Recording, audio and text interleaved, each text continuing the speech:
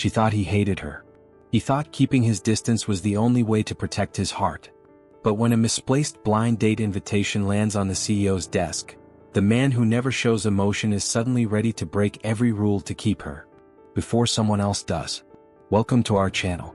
Before we dive in, don't forget to hit that subscribe button and drop a comment below, telling us where you're watching from. We'd love to hear your thoughts and keep the conversation going. Also share this video to your friends and loved ones and turn on post notifications so you don't miss future videos from us. Sit back and relax as we dive into the story. The sound of heels clicking against marble echoed through the 11th floor of Reed Global Industries. Vienna Moss clutched a stack of files to her chest like a shield, her shoulders tense and her breath shallow. The digital clock on the hallway wall blinked 8:59 a.m. in bold red. She had made it barely. One more tardy mark and HR would probably summon her again. Or worse, he would notice. As she pushed through the glass door into the executive wing, her nerves coiled tighter. The air here felt colder.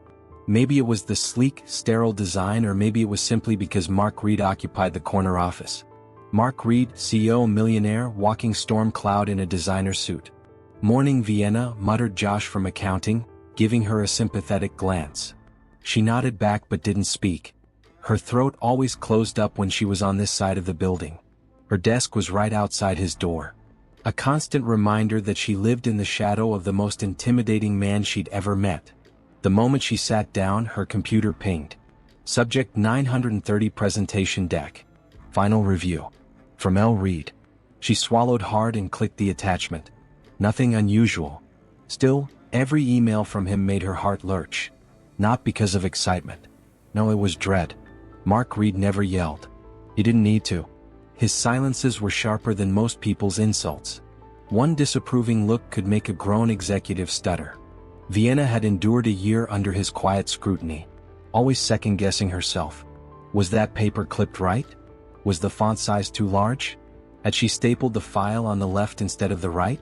He never said much, but she always assumed he hated her. She had no evidence, just a feeling. The way he barely looked at her when giving instructions. The way he corrected her in front of others with an arched brow and not a trace of emotion. The way her stomach twisted whenever he walked past, smelling like bergamot and authority.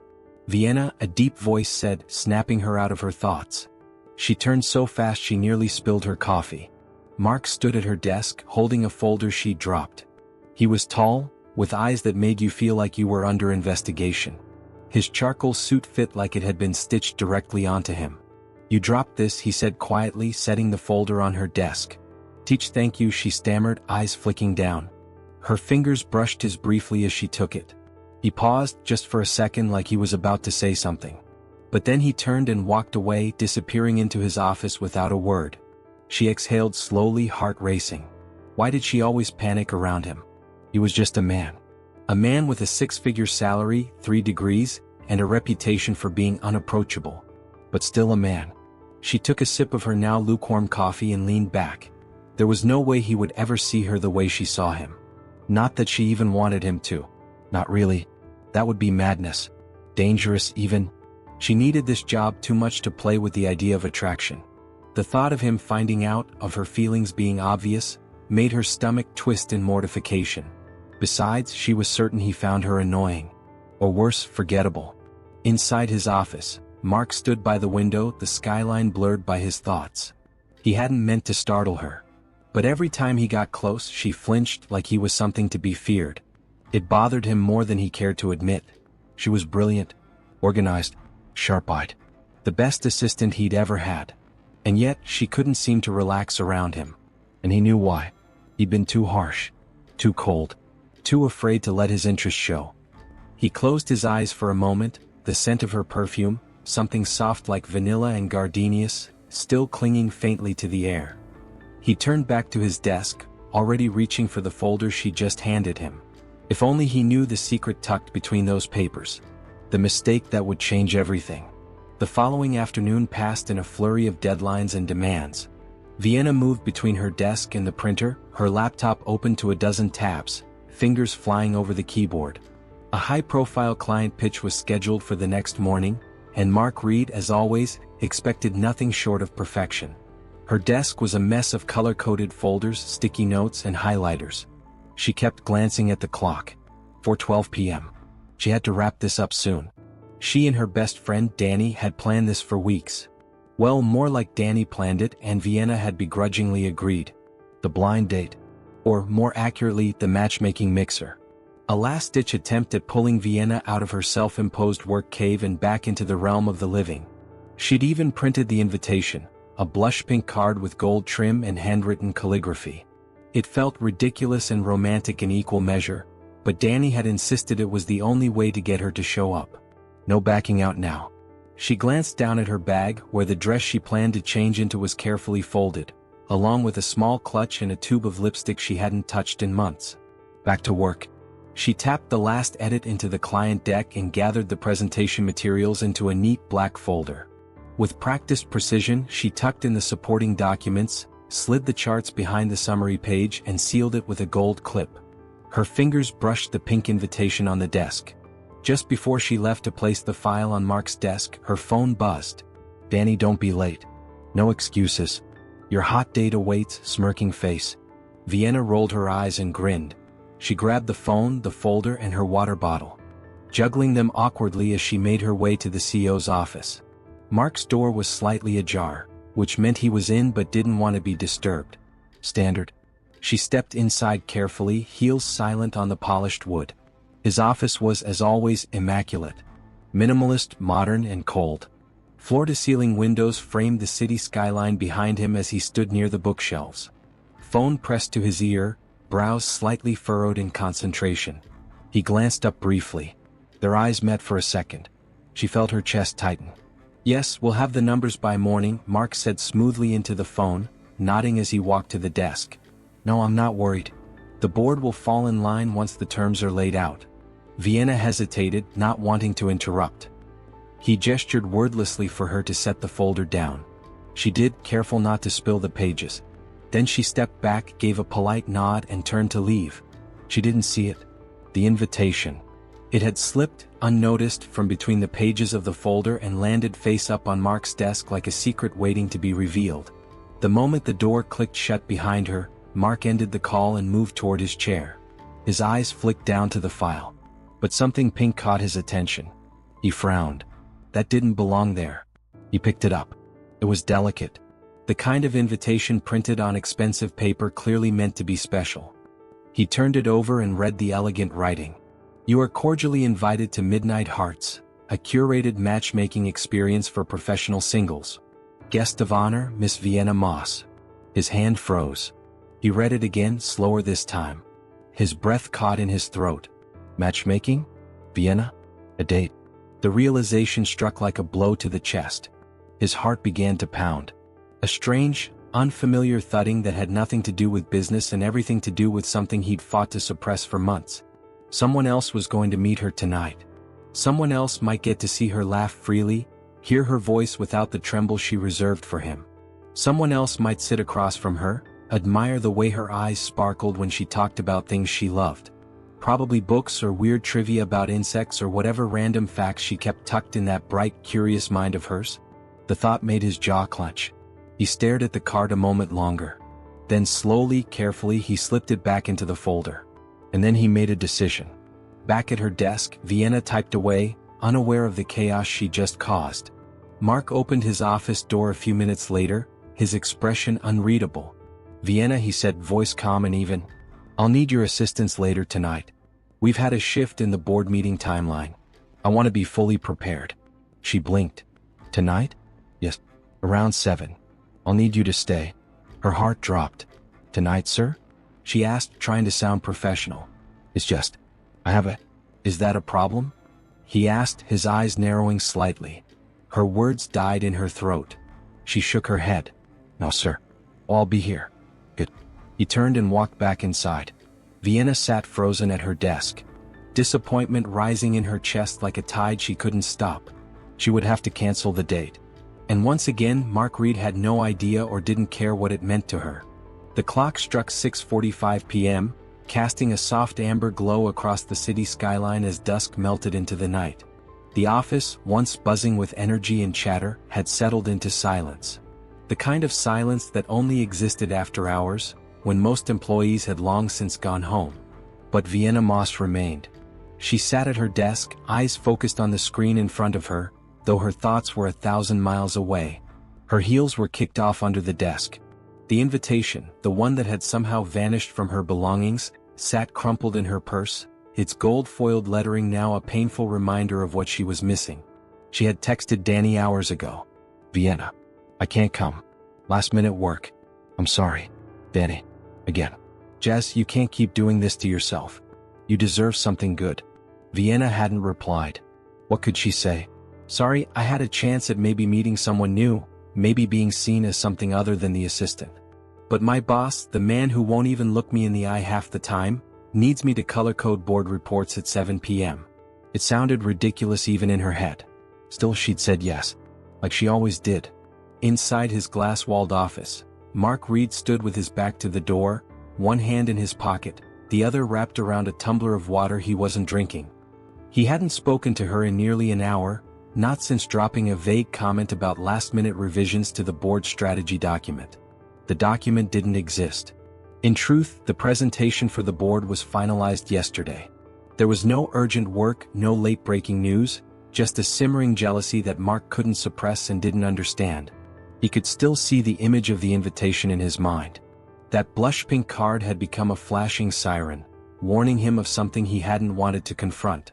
Another man might be sitting across from her right now, watching her sip wine and smile. Some stranger might be getting to know the Vienna he only ever caught glimpses of, the one who laughed too loud with the interns, who sang under her breath when no one was listening, who always carried around 2 tea bags in her purse, just in case the office only had coffee. Mark sat behind his desk, opening and closing a report he wasn't reading. He could hear her typing faintly through the wall. He was the reason she was still here. And he knew it. But he couldn't bring himself to let her walk out that door tonight, not when it meant losing his chance before he ever had the courage to take it. At 7:18 p.m. he finally stepped out. Vienna looked up quickly, adjusting in her seat. "I've emailed the final edits," she said, voice neutral. "Do you need anything else?" Mark looked at her, then slowly walked to her desk. "Yes, I'd like your opinion on a hypothetical scenario." She blinked. "A hypothetical?" He nodded. "Let's say a company, call it Reed Global, has an assistant, a highly capable one, dedicated, reliable, quietly brilliant." Vienna's heart skipped. What was this? "Now let's say this assistant is being taken for granted." He continued, his tone unreadable. "Let's say someone else outside the company has noticed her, wants to pursue her." Her pulse spiked. "I'm not sure I follow, sir." Mark leaned forward slightly, placing both palms on her desk. "What should the CEO do?" he asked quietly. "Let her go or stop pretending he doesn't see her?" Vienna's lips parted, but no words came out.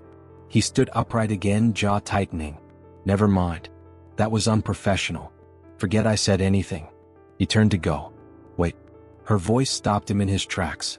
She stood slowly, eyes locked on his. "You knew," she said softly, "about the invitation." Mark didn't answer, but the shift in his expression, the subtle tension in his shoulders confirmed it. "You made me stay," she continued, her voice shaking now. "You made me cancel the one night I had planned for me. And now you're talking in riddles about hypotheticals like this is a game." He turned to face her fully. "It's not a game." "Then what is it?" she asked, stepping around her desk. Her bare feet pressed against the cool floor as she moved closer. "Do you hate me? Do you enjoy watching me miss out on things? Because that's what it feels like sometimes. Like I'm being punished for breathing wrong." Mark stared at her. The fire in her eyes, the trembling in her voice, the hurt she'd kept buried behind every "Yes, sir. And right away, sir." "I don't hate you," he said finally. "Then why?" she whispered. "Why tonight? Why stop me?" Silence. "Then because I couldn't stand the thought of you with someone else." The words hung in the air between them, heavy and raw. Vienna swallowed hard. "You had no right." "I know. I deserved that night." "I know," he repeated, quieter now. I didn't know how to ask you to stay without making it about work. I didn't know how to tell you that He stopped himself. The words hovered on his lips but never came. Vienna took a shaky breath, stepping back. "I'm going home." He nodded slowly. She grabbed her bag, her dress and makeup still untouched inside. As she walked past him, Mark said her name. Just once. Softly. "Vienna." She paused but didn't look back. "Next time," she said quietly. If you want something from me, just ask. Don't manipulate me to get it." Then she walked away, leaving him standing in the silence he'd created. The air in the office the next morning was different. It wasn't something most people noticed. Not the marketing team buzzing near the elevators or the interns giggling by the coffee machine. But Vienna felt it. It settled around her like the faint echo of a song she didn't remember the lyrics to. Something had changed. She sat at her desk, stiff in her chair, eyes fixed on her monitor, though her mind replayed the night before in vivid detail. The folder. The invitation. The hypothetical conversation. And finally, "I couldn't stand the thought of you with someone else." That voice. That tone. So raw. So unlike the polished, restrained CEO she had known. For a fleeting moment, she had seen a side of Mark Reed that didn't wear a suit of cold detachment. And it rattled her. He hadn't said the words, not fully. Not "I like you" or "I have feelings for you." But he hadn't needed to. The truth had been in his eyes, in his silence, in the guilt behind every carefully chosen word. Still, that didn't change what he did. He had manipulated her. Kept her back not because he needed her help, but because he wasn't ready to watch her belong to someone else. He had robbed her of a moment she'd worked up the courage for. And now she didn't know how to face him. But she didn't have to wait long. At precisely 9:04 a.m., his office door opened. "Vienna," he said calmly. "Join me for a moment." No email. No buzzer. Just her name, spoken with something unfamiliar in it. She stood slowly, spine straight, nerves tight as piano wire. She walked into his office, expecting ice. Instead, he offered her coffee. She blinked. He gestured to the second cup on the table. "I remembered you take 2 sugars and a splash of oat milk." She stared at him. "You remembered my coffee order?" she asked, unable to hide her suspicion. "I've been paying more attention than you think." A long silence fell between them. She took the cup slowly, holding it like a fragile peace offering. He gestured for her to sit across from him. She did cautiously. "I owe you an apology," he said. That caught her off guard. "I used my position unfairly. You had plans. I interfered." "What?" she asked plainly. Mark met her gaze. "Because I've spent a long time pretending you're just my assistant, and I'm not sure I can do that anymore." She looked down at the cup in her hands, fingers tightening around the paper rim. "I've seen the way you look at me," she said softly. "Like I'm a problem you don't want to deal with." He inhaled sharply.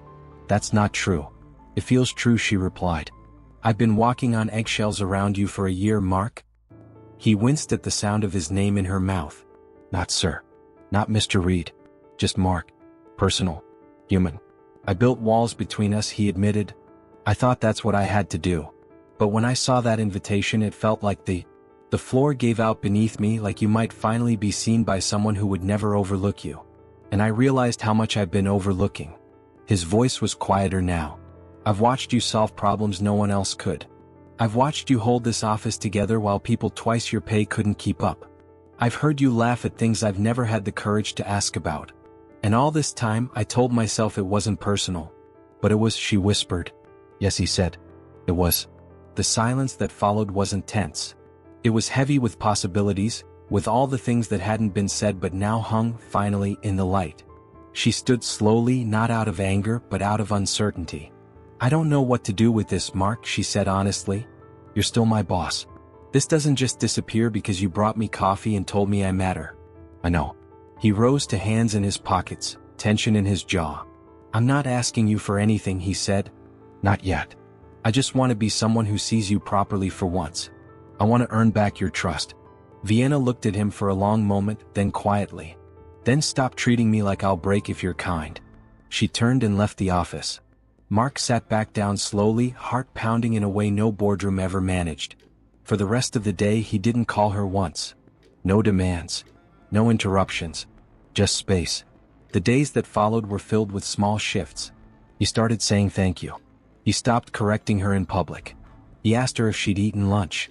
And when she said no, he returned an hour later with her favorite sandwich and a quiet apology for keeping her too busy to think about food.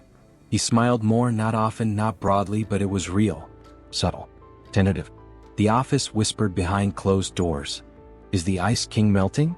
Vienna didn't respond. She simply kept working, eyes sharp, walls up, but something inside her began to thaw. The cold between them was fading and something new was rising in its place.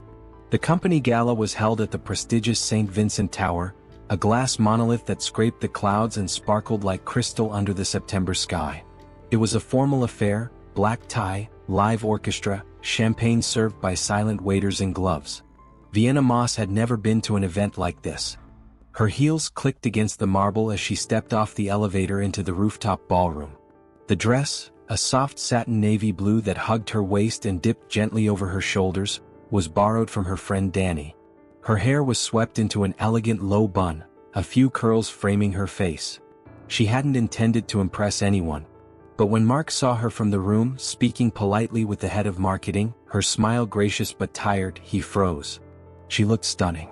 No, not stunning, unreachable, like someone he'd only ever admired through frosted glass. Someone he had always kept at a distance, yet couldn't stop watching.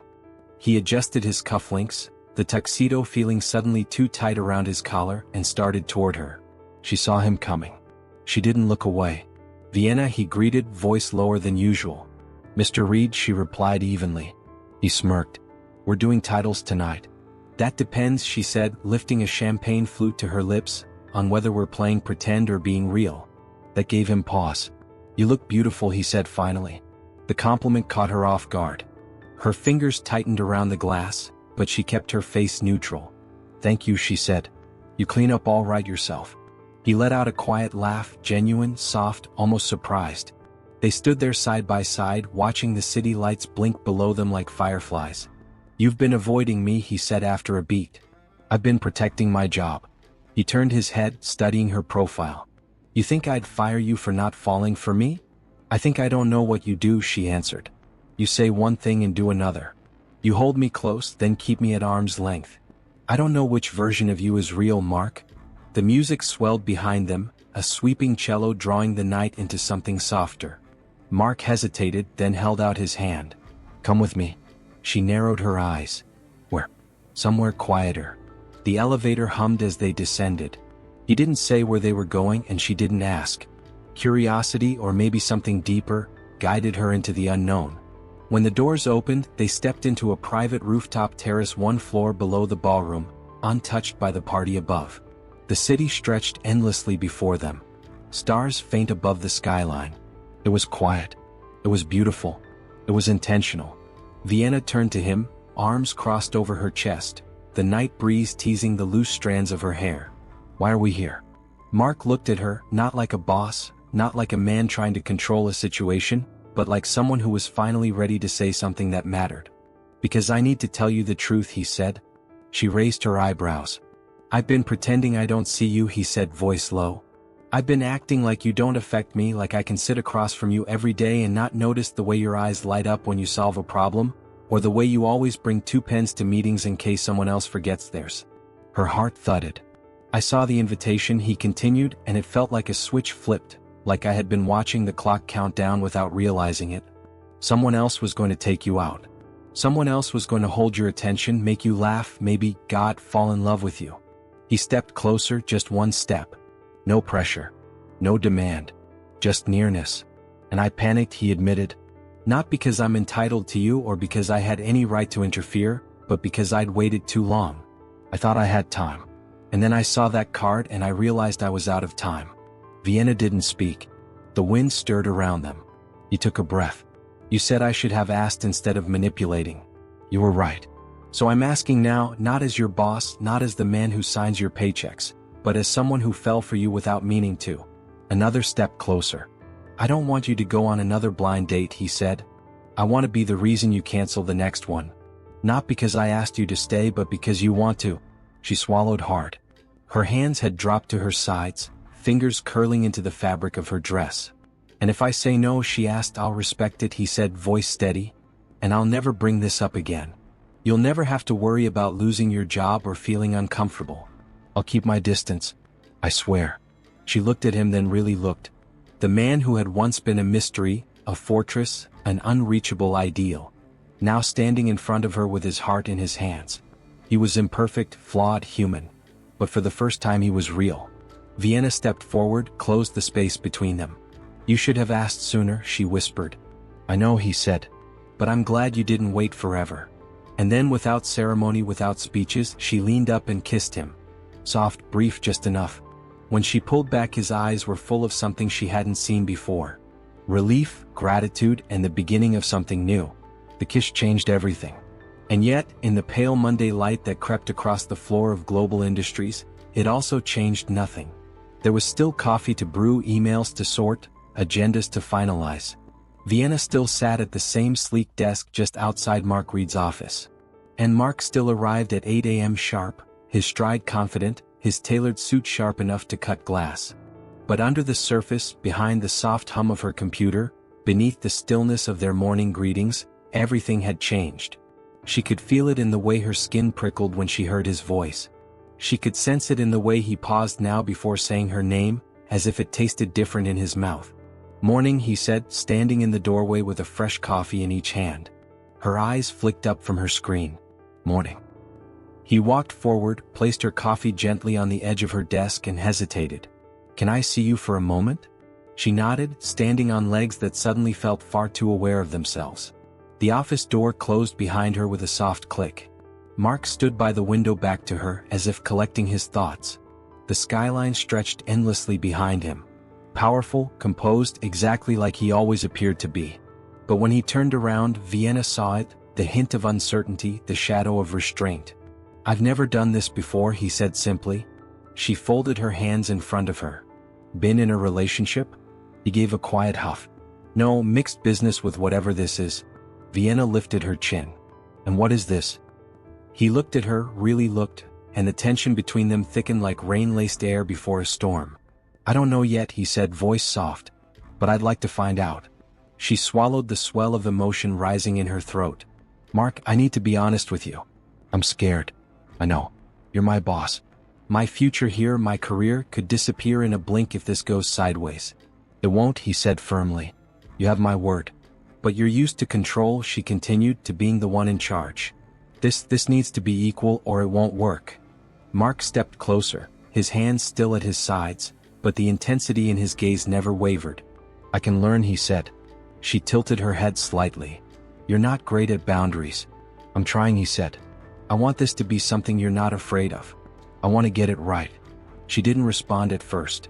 She just stared at him, searching for the man behind the perfect posture, behind the watch that cost more than her rent, behind the power he wore like armor.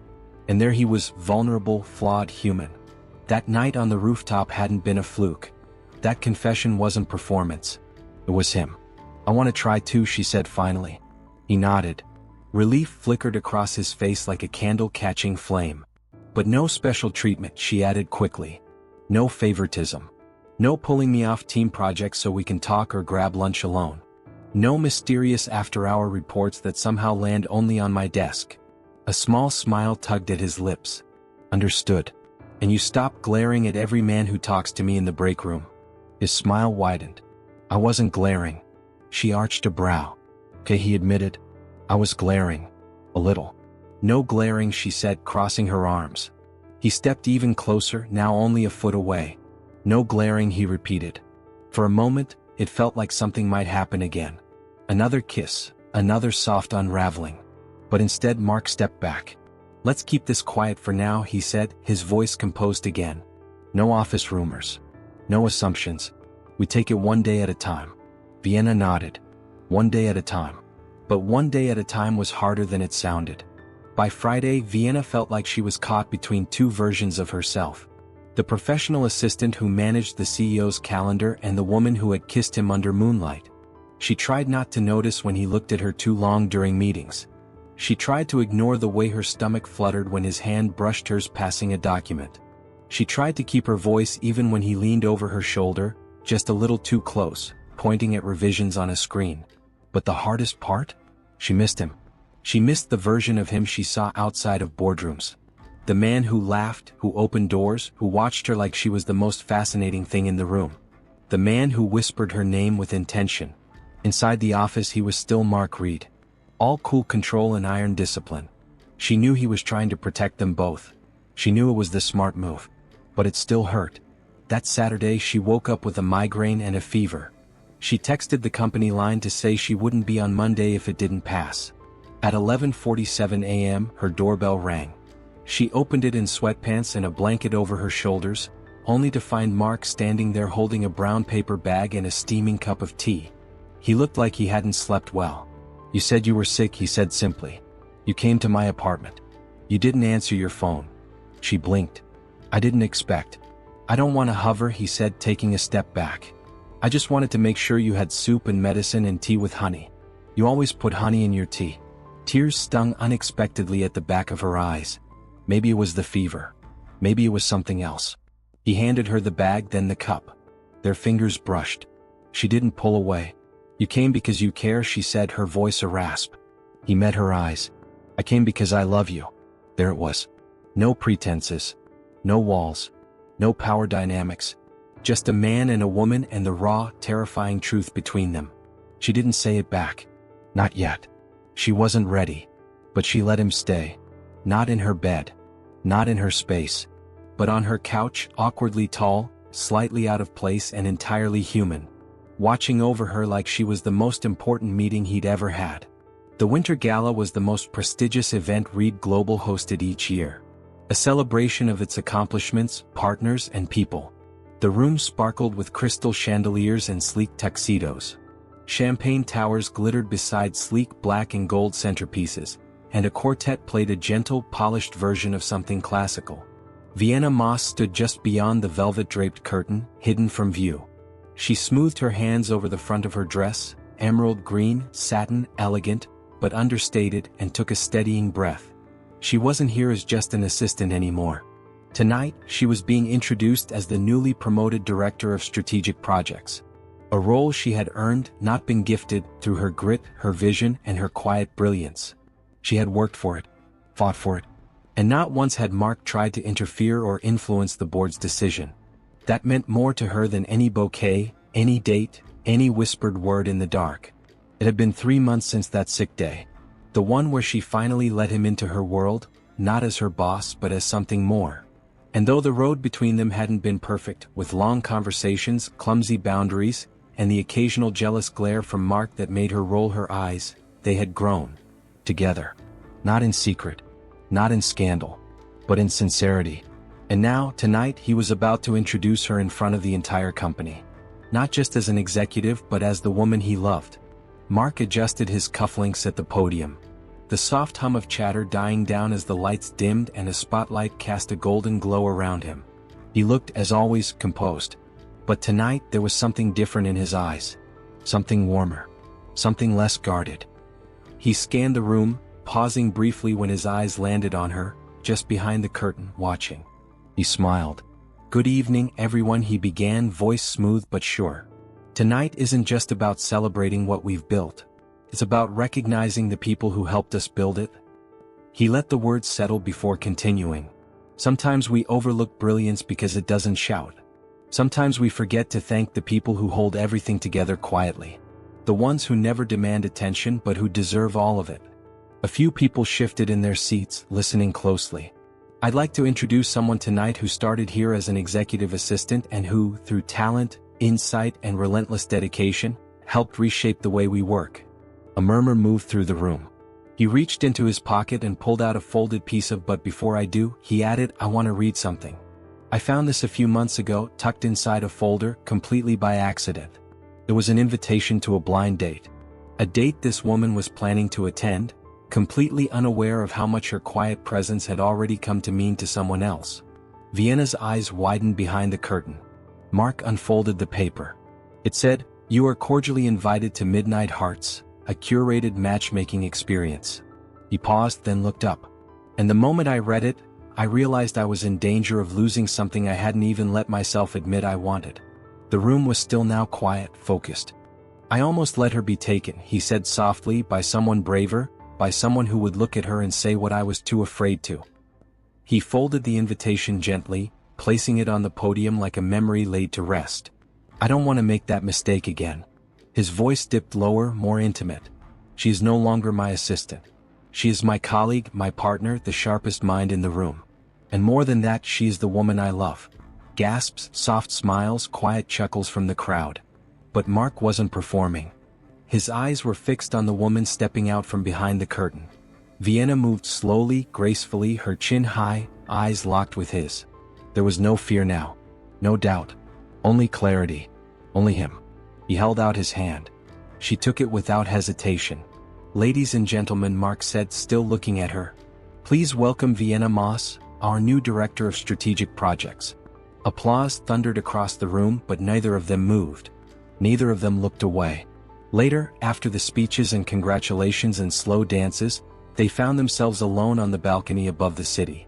The same skyline that once watched them from opposite sides of glass walls now stretched beneath them like a silent witness to everything they had become.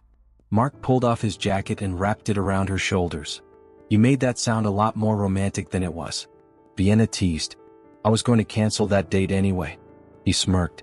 "You could have told me that before I spent weeks tormented by the idea of you being swept away by someone named Brett."